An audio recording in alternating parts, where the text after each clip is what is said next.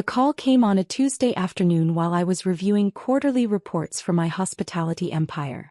Victoria, my sister's wedding planner, had always spoken to me like I was some kind of charity case that the family had to drag along to events. Listen, Maya. Victoria's voice dripped with fake sweetness through my phone speaker. I've been talking with your family and we've all decided that your presence at Emma's wedding might be, well, let's say disruptive to the aesthetic we're going for. I set down my coffee and leaned back in my leather chair, looking out at the city skyline from my corner office. I see. And what exactly makes you think my presence would be disruptive? Well, she laughed nervously, it's just that this is a very upscale event. The Grandview Manor is the most exclusive venue in the state. The guest list is full of society people, business leaders, politicians. Your family is concerned that you might feel out of place. The Grandview Manor. My family had been bragging about booking this venue for months. They had no idea that I'd bought it 2 years ago as part of my expansion into luxury event venues. So you're suggesting I don't attend my own sister's wedding? I asked calmly. It's not that we don't want you there, Victoria continued, her voice getting more confident now that I wasn't arguing. It's just that your family thinks it might be better if you stayed home. You could watch the live stream. We're having a professional videographer capture everything. I almost laughed. A live stream of my own venue. Your mother mentioned that you've been struggling financially lately, Victoria added. She said you're working some kind of small job? This way, you won't have to worry about buying an expensive dress or feeling uncomfortable around all the successful guests. My small job was running Sterling Hospitality Group, a company I'd built from the ground up that now owned 15 luxury venues across 3 states, including restaurants, event spaces, and boutique hotels. But my family still thought I worked as a part-time bookkeeper for a local business because that's what I'd told them 3 years ago when I was keeping my success quiet. I understand completely, I said, keeping my voice neutral. You're right, it would probably be better if I stayed home. Oh, wonderful. Victoria sounded relieved. I'm so glad you're being reasonable about this. Your family will be so pleased. Emma particularly was worried about how to handle the situation delicately. Emma. My little sister who I'd helped through college, who I'd supported when she was struggling to find her footing after graduation, who I'd quietly helped financially more times than I could count. The same Emma who apparently thought I was too embarrassing to attend her wedding. Just one question, I said. What time does the ceremony start? 6 p.m. sharp, Victoria replied. Black tie event, of course. The reception goes until midnight. It's going to be absolutely magical. I'm sure it will be, I said. Thank you for calling, Victoria. Thank you for being so understanding. I was worried this conversation might be difficult, but you're handling it so maturely. After hanging up, I sat in my office for a few minutes, processing what had just happened. My own family had decided I wasn't good enough to attend my sister's wedding. At my own venue. I pulled up the booking details for the Grandview Manor on my computer. Sure enough, there it was. Henderson Wedding Saturday, October 14th, 6 p.m. midnight. The deposit had been paid in full, and they'd booked the premium package with upgraded catering, the bridal suite, and exclusive access to the gardens. My assistant David knocked on my door. Come in, I called. The contracts for the Portland acquisition are ready for your signature, he said, setting a folder on my desk. Also, your sister called earlier about confirming some details for her wedding venue. Should I transfer her to the events team? Actually, David, I need you to handle something for me, I said. I want you to compile a complete guest list for the Henderson wedding this Saturday. Cross-reference it with our client database and see how many of our regular customers are attending. David raised an eyebrow but didn't question it. Of course. Anything else? Yes. I want you to prepare a special surprise for the bride and groom. Something memorable.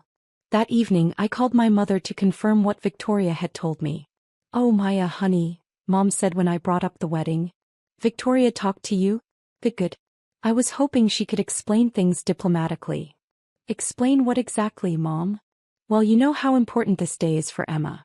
She's marrying into the Whitmore family, their old money very established.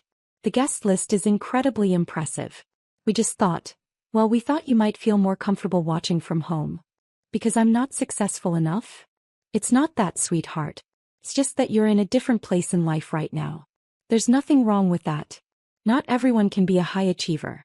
but Emma's wedding is really about networking and making the right impressions. I closed my eyes, remembering all the times I'd helped this family financially without them knowing. The time I'd anonymously paid off Dad's business debt when his company was struggling. The time I'd arranged for Emma to get her dream internship through one of my business contacts. The time I'd bought the house next to theirs and sold it at a loss just to keep their property values up. I understand, Mom. I'll stay home. You're such a good sport about this, Maya. Emma will be so relieved. She was really stressed about how to handle the situation. The next few days passed quickly. I made my preparations carefully, ensuring everything would be perfect for Saturday evening. On the day of the wedding, I dressed in my finest black evening gown, a custom piece from a designer whose boutique I'd discovered during a business trip to Milan. I did my hair and makeup meticulously, then drove to my own venue to watch the festivities from the security office. The Grandview Manor was stunning as always. The gardens were in full autumn bloom, and the ballroom was decorated with white roses and gold accents. My events team had outdone themselves, not knowing that the bride's sister was watching from the cameras. As guests arrived, I recognized many faces. Senator Williams, who'd hosted his daughter's engagement party at my venue in Portland. The CEO of Meridian Industries, who'd booked my flagship restaurant for his company's annual gala. Mrs. Richardson, who'd held her charity auction at my Newport location just last month. At exactly 6 p.m. the ceremony began. Emma looked beautiful in her white dress, walking down the aisle toward her fiancé Michael Whitmore. My parents beamed with pride in the front row, dressed in their finest clothes. I watched as they exchanged vows as the pastor pronounced them husband and wife, as they kissed while the guests applauded. It should have been a moment of joy for me, but instead, I felt the weight of being deliberately excluded from my own sister's biggest day. The reception began at 7:30 p.m. Dinner was served, the premium menu featuring lobster, filet mignon, and a 7-course tasting experience. The wine selection was from our private reserve, bottles worth more per glass than most people spent on entire dinners. As the evening progressed, I watched my family mingle with the guests, clearly proud to be hosting such an elegant affair. Victoria, the wedding planner, fluttered around making sure everything was perfect, clearly pleased with how smoothly the event was running. It was then that I made my call to Marcus, the head of security. Marcus, it's Maya. I need you to execute Protocol 7. Are you sure, ma'am? That's going to cause quite a disturbance. I'm certain. Give them exactly 15 minutes to read and process the information. I'll be down shortly. Understood, ma'am. I watched on the security monitors as Marcus approached the head table where my family was sitting with the Whitmores. He was dressed in his finest suit, carrying an official-looking folder. Excuse me, Marcus said politely to my father. Are you Mr. James Henderson? Yes, that's me, Dad replied, looking puzzled. Sir, I'm Marcus Sullivan, head of security for Sterling Hospitality Group. I have some important documents that require your immediate attention. He handed Dad the folder. I could see confusion spreading across my family's faces as Dad opened it and began to read. The first document was the deed to the Grandview Manor, clearly showing that Sterling Hospitality Group, my company, was the owner of the property. The second was a copy of their wedding contract which they'd unknowingly signed with my company. The third was a letter explaining that their daughter and sister, Maya Henderson, was the founder and CEO of Sterling Hospitality Group. I watched Dad's face turn pale as he read. Mom leaned over to see what was wrong and her expression quickly mirrored his. Emma, still in her wedding dress, grabbed the papers from Dad's hands. There must be some mistake, I could see Dad saying to Marcus, though I couldn't hear the audio from my position. Marcus handed him another document, a printout of my corporate headshot from the company website, along with a full biography detailing my business achievements. The conversations at nearby tables began to quiet as word spread that something unusual was happening at the head table. Senator Williams approached, recognizing Marcus.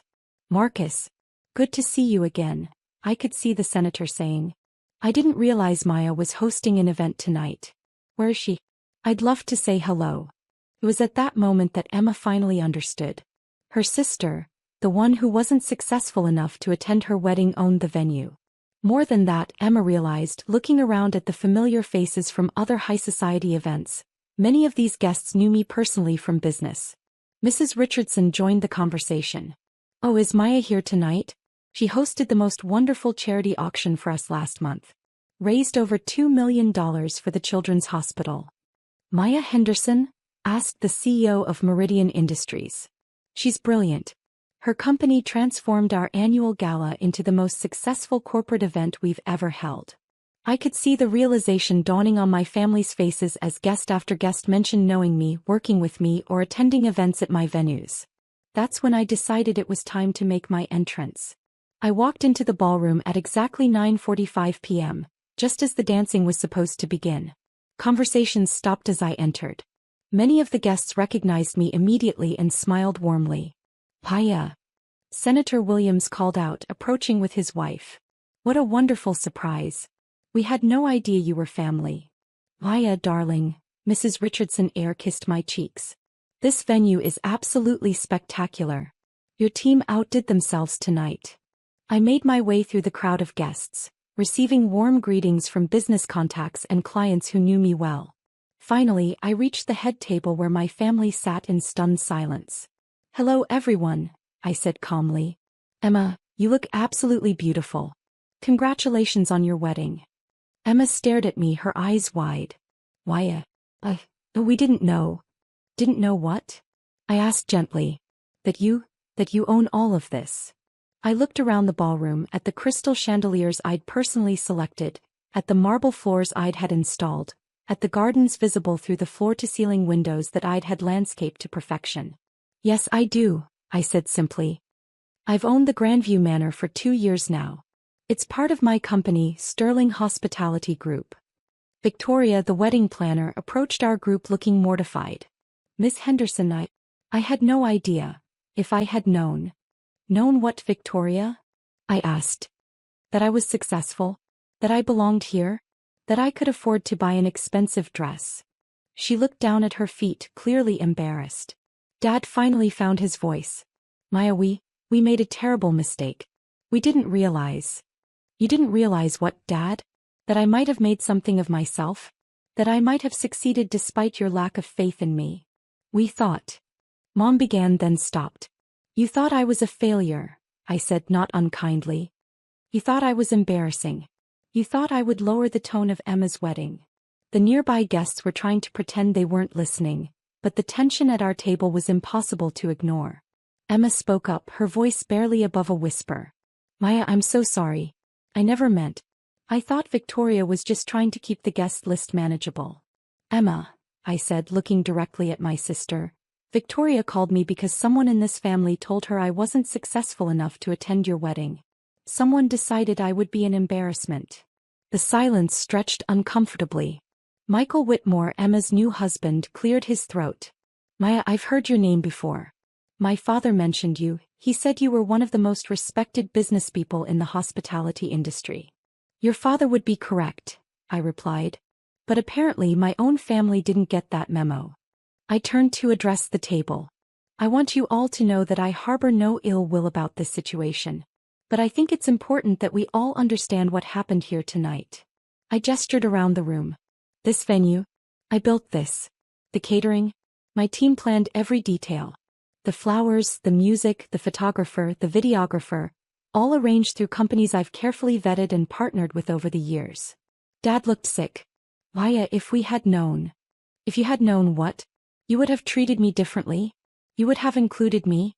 You would have been proud instead of embarrassed. I softened my tone. The point isn't that you didn't know about my success.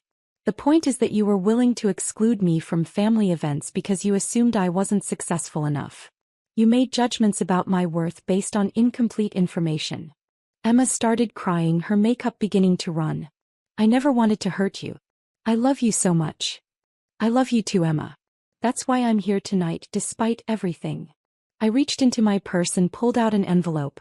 This is my wedding gift to you and Michael. Emma opened it with shaking hands. Inside was the deed to a beautiful lake house I owned in the mountains, a property worth more than most people's homes. I had planned to give this to you privately, I explained. But circumstances changed. Michael looked at the deed in amazement. Maya, this is incredibly generous. Family takes care of family, I said simply. even when family doesn't always act like family. Victoria approached again, this time with visible tears in her eyes. Miss Henderson, I owe you a tremendous apology. I should never have spoken to you the way I did. I should never have made assumptions. Victoria, you were acting on information you were given by my family. But yes, in the future, you might want to do a bit more research before deciding who belongs at high-end events. Senator Williams approached our table. Maya, I hope you don't mind the interruption, but I wanted to personally thank you again for hosting our foundation's benefit last year. The venue was perfect and your team's attention to detail was exceptional. Thank you, Senator. I'm glad everything met your expectations. He turned to my family. You should all be very proud. Maya has built something truly remarkable.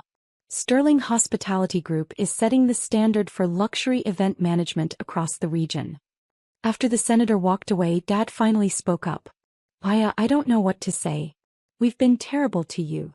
You've been operating on assumptions, I corrected. But yes, those assumptions led to hurtful behavior. Mom reached for my hand. Can you ever forgive us? I considered the question seriously. I can forgive you. But I need you all to understand that success isn't just measured in ways you can see from the outside. I've been building something meaningful for years, and I did it quietly because I wanted to prove to myself that I could do it. Why didn't you tell us? Emma asked. Because I wanted to see who you all really were when you thought I was struggling. I wanted to know if you would love and support me regardless of my financial status. The painful truth hung in the air. And now you know, I continued.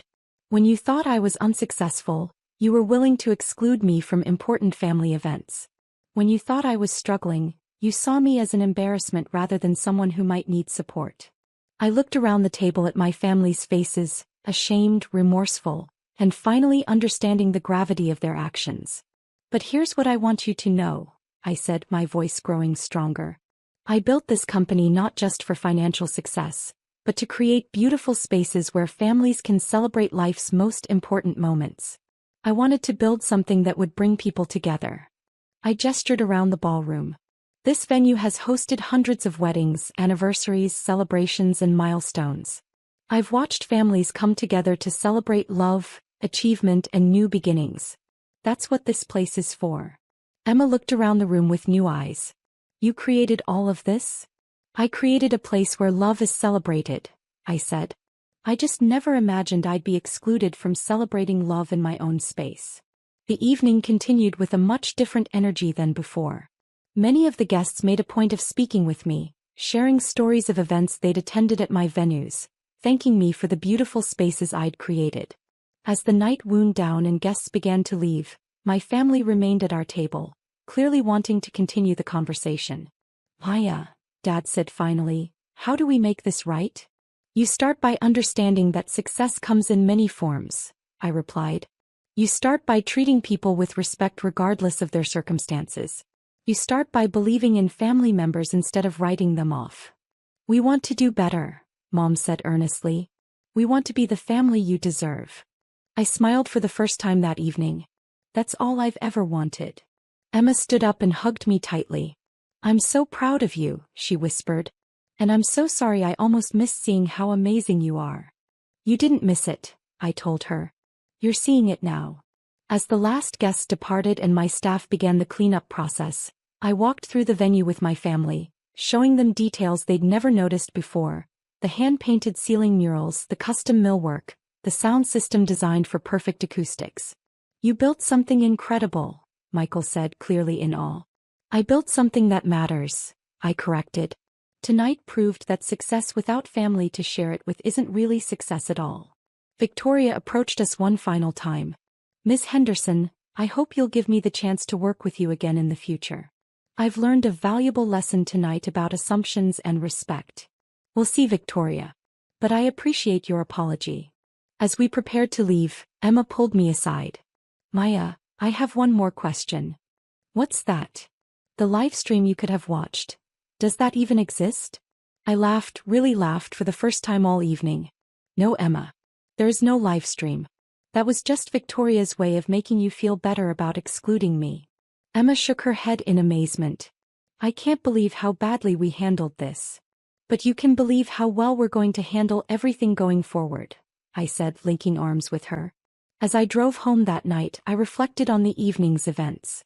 My family had learned a painful but necessary lesson about assumptions, respect, and the true meaning of success. I had learned that sometimes you have to stand up for yourself in dramatic fashion to make people understand your worth. But most importantly, we had all learned that family, real family, supports each other regardless of circumstances, and that love should never be conditional on external measures of success. The Grandview Manor had hosted another celebration of love that night. It just wasn't the celebration any of us had expected. 3 weeks later, I received a call from Emma. "Maya," she said, "Michael and I want to plan a proper celebration, a party where you're the guest of honor. We want to introduce you properly to everyone as our incredibly successful sister and daughter." "Emma," I said gently, "I don't need a party to prove my worth." "I know," she replied. "But we need a party to prove ours." And so, 6 months later, Sterling Hospitality Group hosted its grandest event yet, a celebration of family, forgiveness, and the understanding that success is meaningless unless it's shared with people who love you for who you are, not what you've achieved. The venue? The Grandview Manor, of course. The guest of honor? Just someone who learned that sometimes you have to demand respect before you can receive love. And this time, everyone knew exactly who owned the place.